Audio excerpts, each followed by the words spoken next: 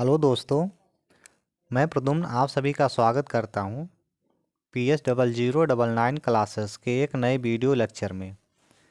आज के video lecture में हम लोग देखने वाले हैं डीएलएड सेकेंड सेमेस्टर में विज्ञान के अतलघु उत्तरीय प्रश्नों को, जो कि हमारे होंगे प्रीवियस ईयर क्वेश्चन पेपर 2018, 19, 20 और 22 के। पिछले वीडियो में हम लोगों ने विज्ञान के अतलघु उत्तरीय में प्रीवियस ईयर क्वेश्चन पेपर में 2015, 16, 16 सेकेंड और 17 के देख लिया था।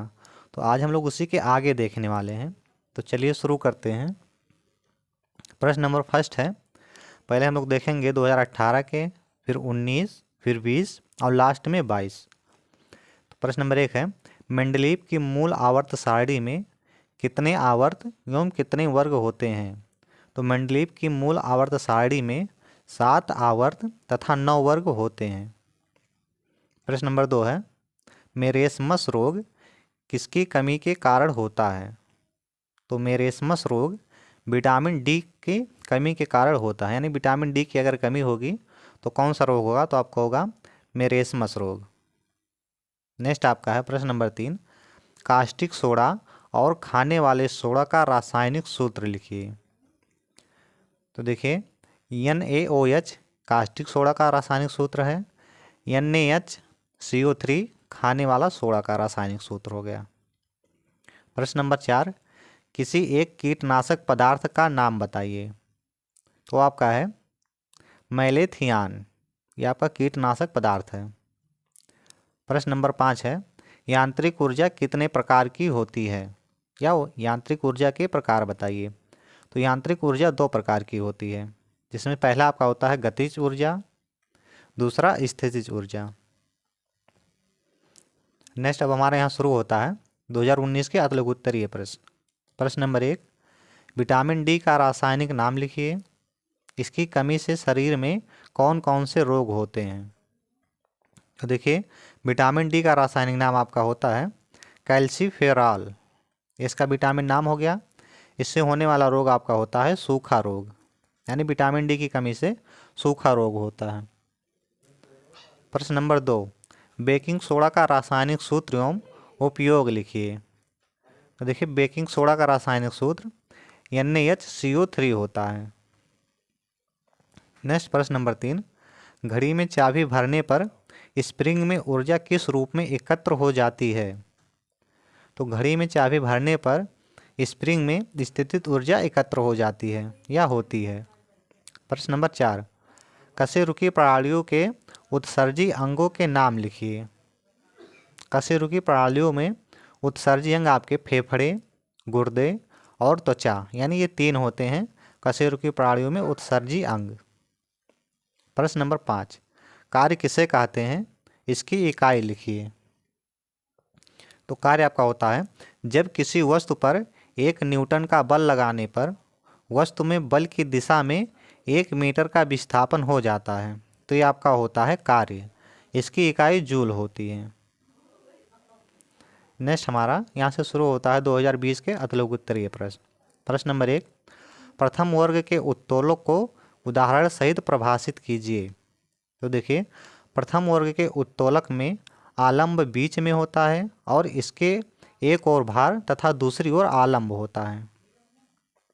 उदाहरण के लिए जैसे कैंची, तराजू, हैंडपंप आदि। प्रश्न नंबर 2, वसा को कितने समूहों में बांटा गया है? तो वसा को 3 समूहों में बांटा गया है। पहला आपका है संतृप्त वसा, जिसमें मक्खन, शुद्ध घी, वनस्पति घी और नारियल तेल।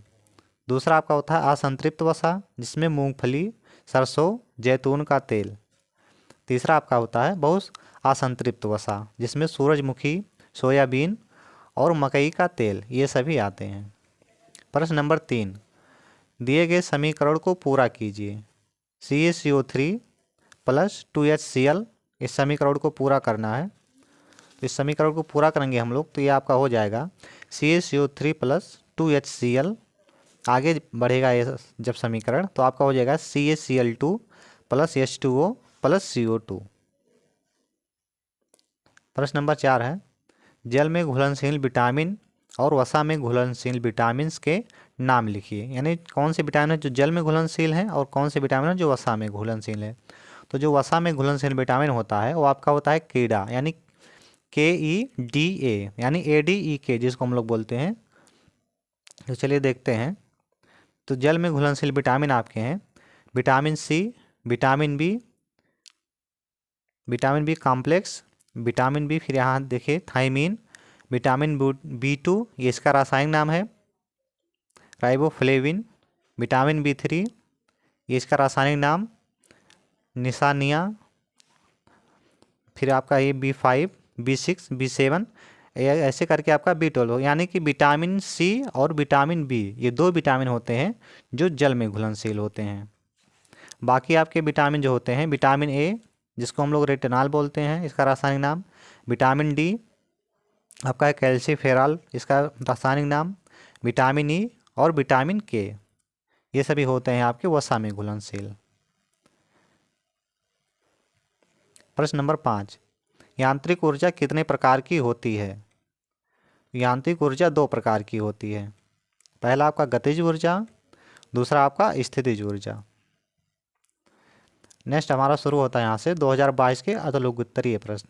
प्रश्न नंबर 1 है, न्यूट्रॉन की खोज किस वैज्ञानिक ने की थी। तो न्यूट्रॉन की खोज जेम्स चाडविक ने की थी। प्रश्न नंबर 2, जीवाणुओं से होने वाले रोगों के नाम बताइए।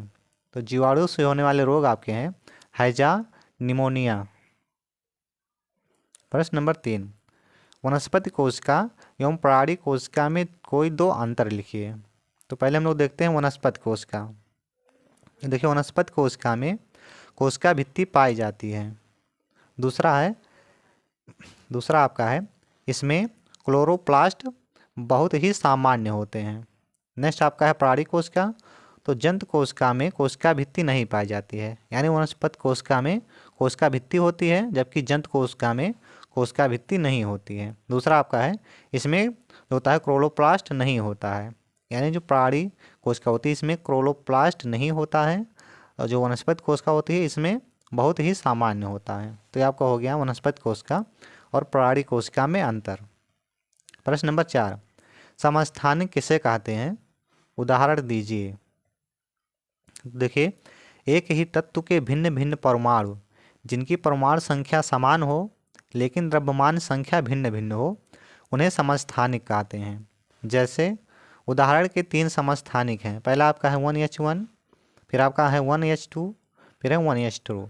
इसमें देखिए जो तीनों H के पहले ए लिखा गया है 1 तो ये आपका होता है जिनकी परमाणु संख्या समान हो, यानी ये परमाणु संख्या हो गए। जो ऊपर आपका लगा है H1 लिखा है H2 H3, ये आपका हो गया द्रव्यमान संख्या जो भिन्न भिन्न है।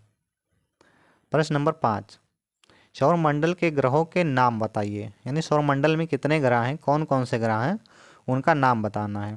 तो देखिए सौरमंडल में ग्रह के नाम हैं बुध, शुक्र, पृथ्वी, मंगल, बृहस्पति, शनि, अरुण तथा वरुण। ये आपके ग्रहों के नाम हैं। अगर आपसे क्रमवार पूछता है कि क्रमवार ग्रहों का नाम बताइए तो ये सीक्वेंस वही है, ग्रहों के क्रमवार। आज की वीडियो हमारी यहीं समाप्त होती है। अगर हमारी वीडियो आपको पसंद आई हो तो चैनल को सब्सक्राइब करें और अपने दोस्तों के साथ शेयर करें।